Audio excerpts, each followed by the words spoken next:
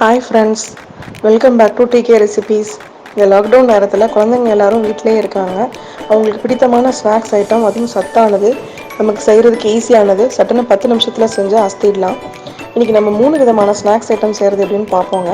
இது எவ்வளோ ஈஸினா இந்த 3ஐயும் நான் சொல்ல 6th ஸ்டாண்டர்ட் படிக்கிற என் பொண்ணு தான் செஞ்சா. இது அவ்வளோ ஈஸிங்க, நீங்களும் செஞ்சு பாருங்கள்.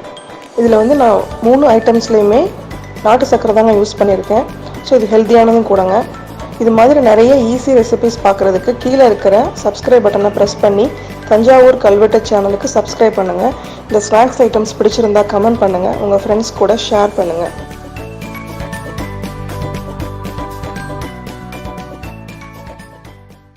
இந்த வீடியோ பிடிச்சிருந்தா லைக் பண்ணுங்க, கமெண்ட் பண்ணுங்க, இதை அப்படியே உங்கள் ஃப்ரெண்ட்ஸ்க்கு ஷேர் பண்ணுங்கள், சப்ஸ்கிரைப் பண்ணுங்கள். அதுதான் எங்களுக்கு பெரிய மோட்டிவேஷன்.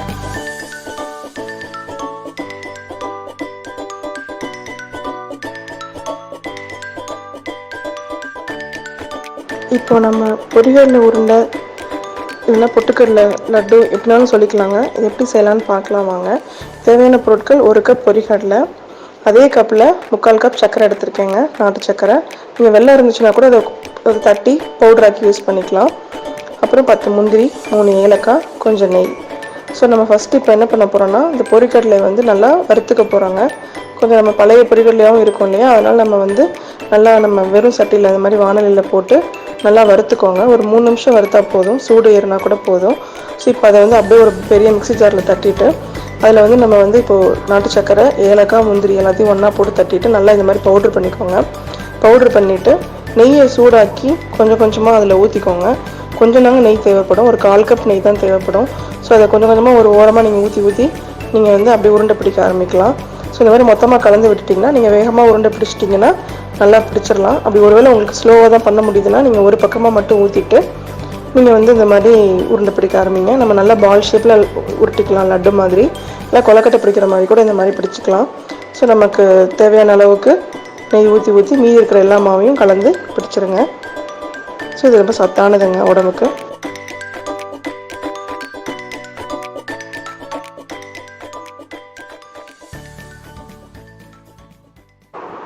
ஸ்வீட் பால்ஸ் பண்ணுறதுக்கு எப்படின்னு பார்க்கலாங்க. தேவையான பொருட்கள்: 1 கப் கோதுமை மாவு, 1/4 கப் சர்க்கரை, கொஞ்சம் நெய், பொரிக்கிறதுக்கு தேவையான அளவு எண்ணெய். இப்போ நம்ம அந்த 1/4 கப் சர்க்கரையை 1/4 கப் தண்ணி ஊற்றி நல்லா கரைச்சி வச்சுக்கலாங்க. அதுக்கப்புறம் கொஞ்சம் நேரம் கழித்து அதை எடுத்து ஃபில்ட்ரு பண்ணிங்கன்னா அதில் இருக்கிற இம்ப்யூரிட்டிஸ்லாம் போயிடும். அதுக்கப்புறம் அதை கொஞ்சமாக மாவில் ஊற்றிட்டு கொஞ்சம் கொஞ்சமாக ஊற்றி பிசைய ஆரம்பிங்க. அப்புறம் எல்லாத்தையும் தேவையான அளவு ஊற்றிட்டு பிசைஞ்சதுக்கப்புறம் சப்பாத்தி மாவு பதம் வந்துடும். அது வந்ததுக்கப்புறம் கொஞ்சம் நெய் 1 ஸ்பூன் ஊற்றிட்டு அதை இன்னும் கொஞ்சம் நல்லா சாஃப்டாக பிசைஞ்சுக்கோங்க. அப்புறம் கொஞ்சம் கொஞ்சமாக அதெல்லாம் மாவு எடுத்து உருண்டை பிடிக்க ஆரம்பிங்க. ஈவனாக ஒன்று போல் உருண்டையெல்லாம் பிடிச்சதுக்கப்புறம் அடுப்பில் கொஞ்சம் எண்ணெய் ஊற்றி, தேவையான அளவு எண்ணெய் ஊற்றி நீங்கள் ஒன்றா போட்டு பொரிக்க ஆரம்பிச்சிடலாங்க. அது உங்களுக்கு போட்டதும் கொஞ்சம் தான் தெரியும், ஒன்று போடுங்க. பபிள்ஸ் எல்லாம் அடங்கினதுக்கப்புறம் நல்லா ப்ரௌன் கலர் வந்ததும் ஒரு உருண்டையாக எடுக்க ஆரம்பிச்சிடலாம். ஸோ இப்போ நம்ம மீதி இருக்கிற எல்லா உருண்டையும் நம்ம எல்லாத்தையும் பொரித்து எடுத்துக்கலாம். இது ரொம்ப சத்தானதுங்க உடம்புக்கு, குழந்தைங்களுக்கு பிடிச்சமானதும் கூட. இதில் வெறும் கோதுமையும் நாட்டு சக்கரை மட்டும்தான் இருக்குது. ஸோ குழந்தைங்க விரும்பி சாப்பிடுவாங்க.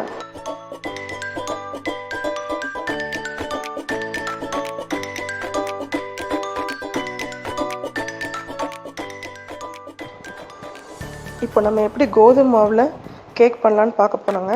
இதுக்கு தேவையான பொருட்கள்: கோதுமை மாவு 1 cup, baking powder 1 teaspoon, baking soda 1/4 teaspoon, அப்புறம் மில்க்கு, நாட்டு சக்கரை 1/2 கப்புங்க, பால் 1/4 கப்பு, எண்ணெய் 1/4 கப்பு, 1 முட்டை, 1 ஸ்பூன் வெனிலா எசன்ஸ். இதில் வந்து நீங்கள் முட்டைக்கு பதிலாக நீங்கள் 2 டேபிள் ஸ்பூன் தயிர் கூட ஊற்றிக்கலாம். 1/4 கப் எண்ணெய்க்கு பதிலாக உருக்குன வெண்ணெயும் சேர்த்துக்கலாம். ஸோ நான் எந்த கப்பில் மெஷர் பண்ணனோ அதே கப்பில் தான் எல்லா அளவும் எடுத்து வச்சுருக்கேன். இப்போ 1/4 கிலோ கிட்ட உப்பு போட்டிருக்கேங்க அந்த குக்கரில். உள்ளே வந்து ஒரு மாதிரி ரிங் ஸ்டாண்டும் மேலே ஒரு பிளேட்டும் வைக்கிறேன். ஸோ நம்ம இது எதுக்கு இந்த செட்டப் பண்ணுறோன்னா, கேக் பேனை இதுக்குள்ளே தான் வச்சு நம்ம பேக் பண்ண போகிறோம். ஸோ இதில் வந்து இந்த குக்கருக்கு கேஸ்கட்டும் வெயிட்டும் இல்லாமல் இதை மூடிடுங்க. இது வந்து சிம்மில் ஒரு 10 நிமிஷம் இது வந்து ப்ரீஹீட் ஆகிட்டு இருக்கட்டும். நம்ம ஆகிட்டுருக்கிற டைமில் நம்ம கேக்கான மாவை தயாரிச்சிடலாம். ஸோ இதில் நம்ம என்ன பண்ண போகிறோன்னா, பெரிய பவுலில் இன்க்ரீடியன்ட்ஸ் 1ல் இருக்கிற கோதுமை மாவு, baking powder 1 spoon, 1/4 teaspoon baking soda, இது 3ஐயும் நம்ம நல்லா இந்த மாதிரி சலிச்சுக்க போகிறோங்க. சலிச்சிட்டோன்னா இந்த மாதிரி வந்துடும் கட்டி கட்டியாக இருக்கிறதெல்லாம். ஸோ நமக்கு இது அது தேவையில்லைங்க, அது டெக்ஸ்சரை வந்து அஃபெக்ட் பண்ணும். ஸோ இப்போ நம்ம அடுத்து ஒன்றா இன்க்ரீடியன்ஸ் ஸ்டூவில் இருக்கிறத போட்டுடலாம். ஃபஸ்ட்டு நாட்டு சர்க்கரையை போட்டு நல்லா கலந்து விட்டுக்கோங்க. இப்போ அடுத்து பால் 1/4 கப்பு, எண்ணெய் 1/4 கப்பு. ஸோ நீ இதில் ஒன்றா போட்டு கூட கலந்து விட்டுட்டே இருக்கலாம். அப்புறம் முட்டை, அதுக்கப்புறம் வெனிலா எசன்ஸ். ஸோ இதில் இன்னும் சின்ன கொஞ்சம் கட்டி இருக்குது. ஸோ நான் இப்போ வெனிலா எசன்ஸ் 1 ஸ்பூன் ஊற்றிட்டு நல்லா கலந்து விட்டுட்டே இருந்தேன். அப்புறம் ஓரமாக எடுத்து வச்சிடலாம். நம்ம ஓரமாக எடுத்து வச்சுட்டு நம்ம கேக் பேன் ரெடி பண்ணிடலாம். அதுக்கு ஒரு கனமான அந்த மாதிரி ஒரு பேனில் 1 ஸ்பூன் நெய் ஊற்றிட்டு ஈவனாக உள்ளே ஃபுல்லாக நல்லா தடவி விட்டுறணும். நம்ம தடவி விட்டுட்டு இப்போ இதில் 1 ஸ்பூன் கோதுமை மாவு உள்ளே போட்டு ஃபுல்லாக அதை எல்லா இடத்துலையும் படுற மாதிரி அதை தட்டி தட்டி அதை திருப்பி திருப்பி விட்டிங்கன்னா அது எல்லா இடத்துலையும் போய் ஒட்டிக்கும்.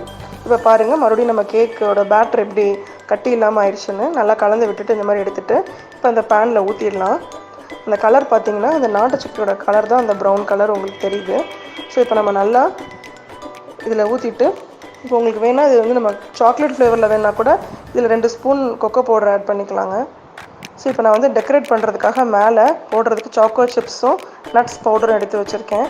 உங்களுக்கு எப்படி வேணுமோ மேலே முந்திரி பருப்போ இல்லை பாதாம் பருப்போ முழுசாக கூட நீங்கள் வச்சுக்கலாம். ஸோ 2 தடவை அந்த பேனை தட்டி விட்டுருங்க. தட்டி விட்டால் பபிள்ஸ் இருந்தால் அது போயிடும். ஸோ இப்போ மெதுவாக அதை தூக்கி உள்ளே அந்த குக்கரோட சைட்ஸ் படாமல் மெதுவாக உள்ளே வச்சுருங்க. இப்போ நம்ம அந்த குக்கரோட மூடி எடுத்துகிட்டு திரும்ப மூடிடலாம். இப்போ 45லேருந்து 50 மினிட்ஸ் ஆகுங்க கேக்கு அது வந்து நல்லா வேகிறதுக்கு. ஸோ இப்போ வந்து ரெடி ஆகிட்டு இருக்க டைமில் உங்களுக்கு நல்ல ஒரு ஸ்மெல் வரும். ஒரு 45 மினிட்ஸ் கிட்ட ஒரு கத்தி எடுத்துட்டோ இல்லை ஒரு ஸ்டிக் வச்சோ நம்ம உள்ளே மெதுவாக விட்டிங்கன்னா இந்த மாதிரி கீழே வந்து அந்த மாவு ஒட்டாமல் வரணும். ஸோ லைட்டாக மாவு ஒட்டியிருந்தால் அது இன்னும் வேகணும்னு அர்த்தம். ஸோ இப்போ அது வந்து வெந்துருச்சு நல்லா. நான் அதை என்ன பண்ணியிருக்கேன்னா அந்த பேன் எடுத்து வெளியில் வச்சுட்டு ஒரு 15 மினிட்ஸ் கழித்து இந்த மாதிரி சைட்ஸ் எல்லாம் கத்தி வச்சு எடுத்துகிட்டு ஒரு பிளேட் எடுத்துகிட்டு அந்த பிளேட்டில் கவுத்தி வச்சு நல்லா தட்டி விடுங்க. மேலே கேக் தானே வந்துடும். ஸோ நான் இப்போ அதை எடுத்து திருப்பி வச்சுருக்கேன் பாருங்கள். ஸோ இப்போ அதை நம்ம நல்லா பீஸ் போட்டு பார்க்கலாம். அந்த டெக்ஸ்சர் பார்த்திங்கனாலே தெரியுது நம்ம நார்மலாக கடையில் வாங்குகிற கேக் மாதிரி இருக்கும். இது வந்து ரொம்ப ஹெல்த்தியான கோதுமை மாவு நாட்டு சக்கரை கலந்து பண்ண கேக்கு. ஸோ கண்டிப்பாக உங்கள் குழந்தைங்களுக்கு பிடிக்குங்க.